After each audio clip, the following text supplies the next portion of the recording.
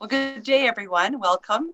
I'm Nancy Seaver from Mind Alive, and with me today I've got Marianne, our social media person, and we have our special guest here is Antoinette from Tucson. And Antoinette, thank you so much for being with us here today. We You're welcome. wanted to just talk to you a little bit about how you use AVE and CES in your practice there.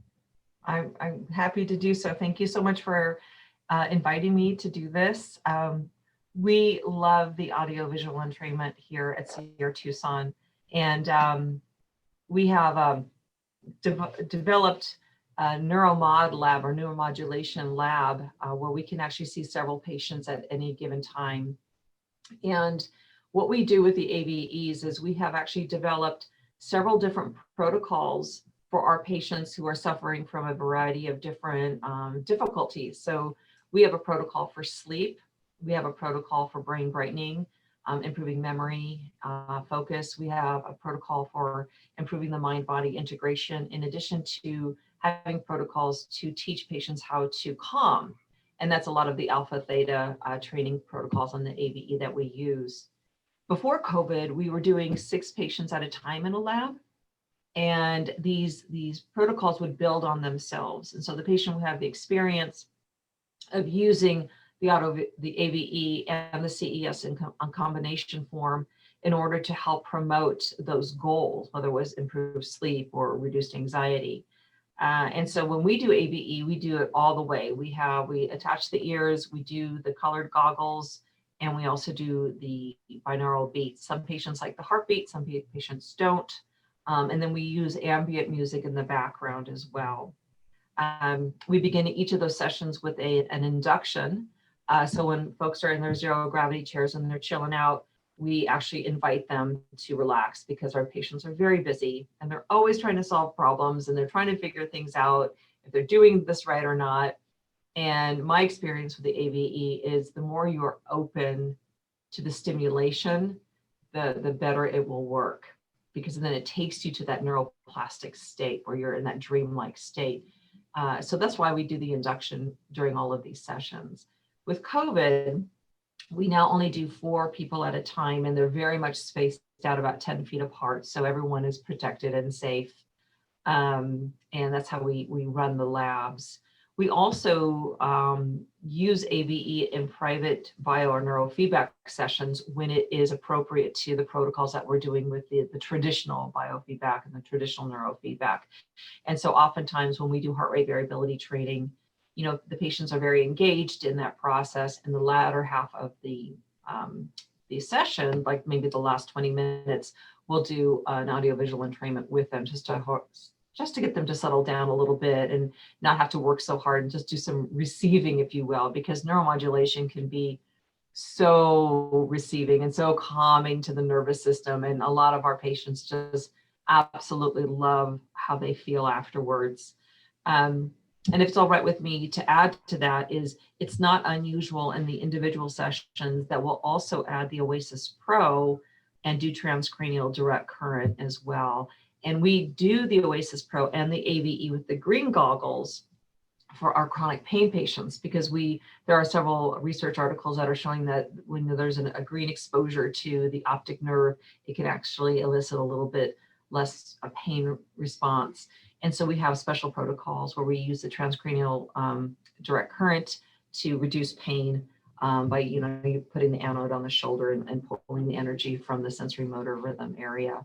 And we've had great success doing using those protocols as well. Do you run just the CES by itself with your patients?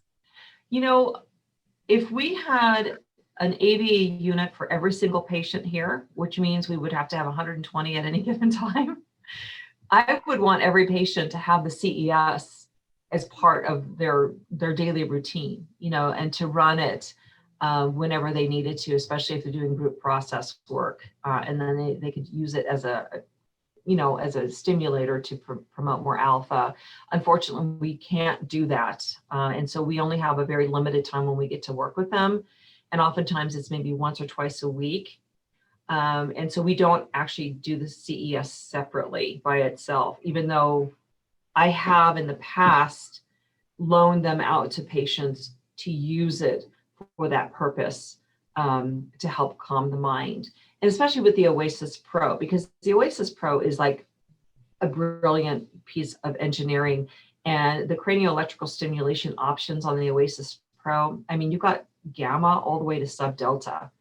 And I've used that instead of the CES that's attached to the AVE for specific needs, especially the sub delta for chronic pain. Because, it's my understanding that when you use sub delta CES on the Oasis Pro, it releases endorphins. It's interesting because a lot of patients feel a little wobbly when they first do that sub delta. It's interesting, like, just breathe through that, you'll be fine. And they do, they let go. And then all of a sudden they're like, it was amazing, experience for them. Yeah. There are a lot of studies on CES for drug abstinence or cravings, stopping cravings, helping take the edge off of cravings. A lot of clinics that deal with recovery and rehab, they really like the CES portion. Do they follow any particular protocols where they use it several times a day, every day, or? I haven't actually looked at the exact protocols that were in the studies. I looked at the book by, is it Ray Smith, Nancy? Yeah, Ray Smith. It's about it's called cranial electrotherapy stimulation, I think. And that's where I'm getting this information from. He quoted a whole bunch of different studies and showed the effects of CES. And he even compared CES to antidepressants. And where CES, I can send you the graph of where CES landed in that, and it's higher than all of the other antidepressants. Really? Please send me that information. I will. We have addiction co-occurring programs here in addition to our mood programs and trauma and chronic pain. So I think our director would really find that helpful, and it would allow us to use the AVE outside of the neuro lab environment. One of the things that has come up recently that we've been approached from other outside vendors is this notion of using electrical stimulation during detox from opiates. And there are very special units that go around one ear, and it is alternating current that attaches through the same region that the CES will attach here, but it's closer to the tragus. And they also have units that attach to the back of the ear to stimulate the trigeminal nerve. So the tragus and the vagus nerve, and then the trigeminal nerve, and it's used together to help reduce some of the more awful symptoms that come with detox.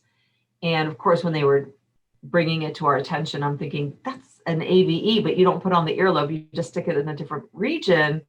We're already doing that, right? With a little extra oomph to it. So there's a lot of applications that can be used for this technology in so many ways. And I think we're all just starting to scratch the surface, to be honest with you. Dave did set up the ear clips on my ear one day and took a picture so I could use it for social media, how to stimulate the vagal nerve with the cranial electrostimulation. And you put one, and I can't remember, I'm going to email you the information, because one is red and one is black. One goes on the inside on the tragus, and then goes on the lobe. So I'll also email that to you. And then what I'll do is we'll run a few patients through that, and I'll let you know what their feedback is. So that's really helpful. So both sides are on one ear. Correct. Okay. And we also have the sticky electrode kits with the snap cables. Some people they aren't comfortable using the ear clips. So you can also put the sticky electrode right behind the ear and use the CES. Well, next time I get an Oasis Pro, I'm going to look for that sticky electrode. I haven't seen one of those yet. And if you can't find them, let us know. We'll point them out to you. Okay, good. There's one thing I want to throw out there and share with you all, and it always just brings such clinical joy to me, is, oftentimes when we have our addicted patients going through one of the AVE protocols, especially for like one that promotes alpha or alpha theta in combination, Paradise is actually one of my favorite protocols because it takes you down nice and gently, is we will get addicts at the end of the session.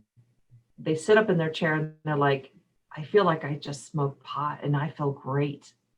And I say to them, you did that without an outside substance. And then they sit and then the bells go off like, oh my God, my mind is capable of reaching those states without aid of something outside of myself. And there's a lot of unspoken growth that happens, but there's an awareness where all of a sudden they start to get that they have the resources naturally in them to succeed in recovery. And, the David Delight Pro is just one of those forums to help them get there. And it's all done naturally. And it helps them to learn about the brain and how it's really a receptive tool and it responds to stimulation. And if we just allow it to do what it's naturally supposed to do with a little nudging, from our development with the AVE, patients start to understand their own potential. So there's a lot of positive that comes out of our department because of our work with Mind Alive. And I just wanted to share that with you. I don't know if other folks have that same experience with patients where they have these aha moments, but we see it time and again. And it's just so encouraging to me that we're helping these people make that process. Well, that's really encouraging for us too. We'd love to hear those kinds of stories. It's really helpful for us to hear how successful it can be. And I also find too, and it's relatively simple to use too. Right. So it's pretty handy tool in the toolbox, I say. So it is. It's a brilliant feat of engineering, and there's nothing compares to it. So we love it. And our patients want to buy them when they finish the program, and we steer them in your direction, and there's just goodness from it. There's no outside medication involved. They don't have to pay a ton of money for ongoing psychotherapy if they're implementing their own unit as part of their recovery. So good stuff. Yeah, good. That's great to hear. Yeah. Well, thank you so much for sharing, those stories and your successes with us. And we're just so thrilled to have you be a part of our team here. And I'm just so glad that what we do here can help you do what you do there. So I just want to thank you for that. Thank you, Nancy and Marianne. And it's an honor to be a part of this team. I mean, this is like the best part of my job is working with folks like you. So thank you. And it's been a pleasure anytime. Good.